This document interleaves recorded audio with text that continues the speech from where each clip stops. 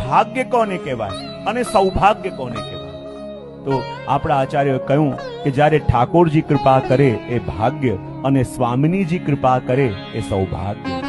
કૃપા થાય એ ભાગ્ય અને કૃપાને ઝીલવાની આપણી અંદર ક્ષમતા આવે એ સૌભાગ્ય. કોઈ અલૌકિક આજ્ઞા થાય એ ભાગ્ય અને અલૌકિક આજ્ઞાનું પાલન કરી શકીએ એ સૌભાગ્ય.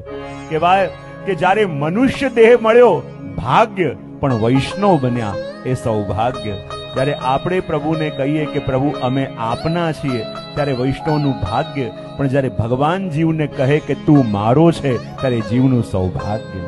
સત્સંગમાં આવીને બેઠા ભાગ્ય, સત્સંગ આપણામાં આવીને બેસે એ સૌભાગ્ય. ઠાકોરજીની સેવા કરીએ ભાગ્ય, પણ પ્રભુ માંગી માંગીને અરોગવા લાગે ત્યારે માનવું એ સૌભાગ્ય. અને આ ભાગ્ય અને સૌભાગ્ય બંને આપવા વાળા શ્રી યમુનાજી.